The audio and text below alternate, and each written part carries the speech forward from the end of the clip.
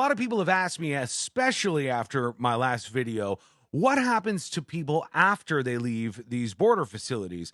Now, we already know that these border facilities are meant to hold 300, 400, or 500 people, and many of them have 4,000, 5,000, or 6,000 people, as we're seeing an unprecedented surge of human beings arriving at our southern border. What happens next? Once you go to that facility, what then? This is what happens. I want you to watch this new video. This is in McAllen, Texas, and what we're looking at is a bus stop. It says Central Station right there. These folks have just been dropped off by one of these facilities. Now, the Border Patrol, once they push you through CBP, then they bring you on a bus to a bus stop, and you walk right into the United States of America. These people are now in the country. They're heading across the street here. At this point, they'll be going to a Catholic charity. We have a Catholic Charities worker leading these people who likely have just been dropped off by Border Patrol to the facility here. The woman in the green vest is indeed an employee for this Catholic charity. This charity gets them all set up to enter the United States of America. You hear them welcoming them. They have all their welcome packets and whatnot in their hand. This is what happens to people after they get processed through those Border Patrol facilities. And they are hopefully supposed to show up maybe 3 years later for a court hearing to see if they can stay in the country. Then maybe that gets delayed and 4 or 5 years go by, or 6 or 7 years go by, or just an eternity goes by and nothing is ever resolved. And then they talk to their relatives and their relatives and their relatives and people all down the family tree and say, well, all I had to do was go to the border and claim asylum, and then I'll figure it out within 5 years or so. That's it. This is what happens.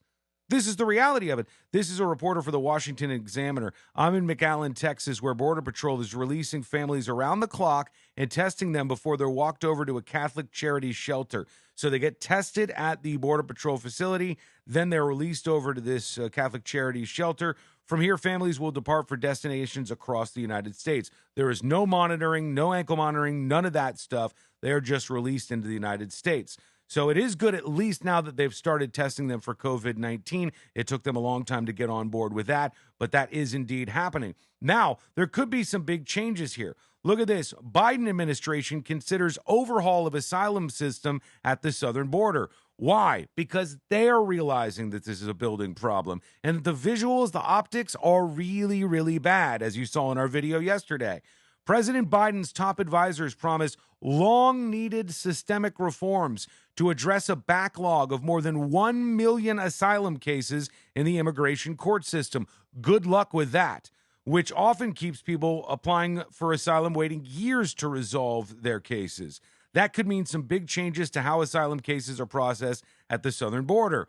The plan the Biden administration is considering to speed up the process would take some asylum cases from the southern border out of the hands of the overloaded immigration courts under the Department of Justice. Instead, it would handle them under the purview of the Department of Homeland Security, where asylum officers already process tens of thousands of cases a year.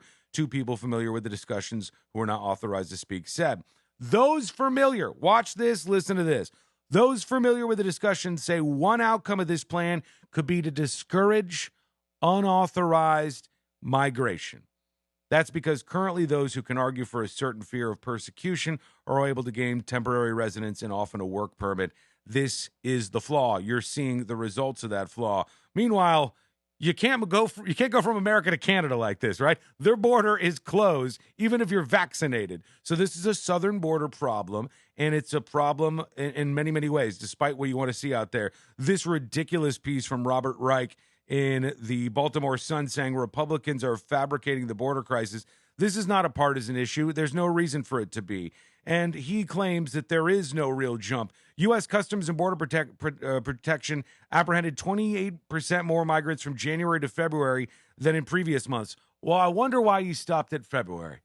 I wonder why he stopped there. Let's look at the numbers, since Robert Reich won't tell you.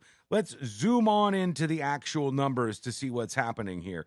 You can see October of this year, 71,946 encounters on the border. That was 45,000 last year, 60,000 the year before, and 34,000 the year before that.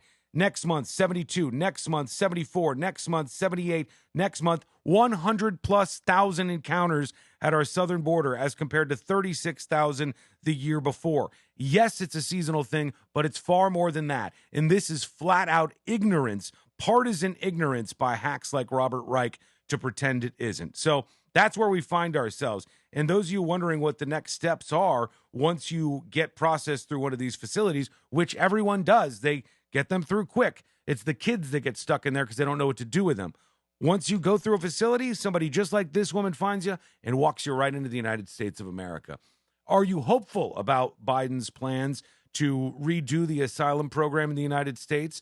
Do you think that there will be changes, seeing as hundreds of thousands of people are already making their way into this system in a chaotic, uncontrolled way where we don't know who they are, we don't know where they're going, and oftentimes they fall off of our grids? What do you think about all of this? Give me your thoughts in the comments. I know you will. This is not an April Fool's Day prank, just for the record. You always do leave great comments, though, and I'll see those and interact with many of them. If you're new here, take a second, click follow, facebook.com/thenewsjunkie, hit that follow button, subscribe over on YouTube, and we'll see you again real soon.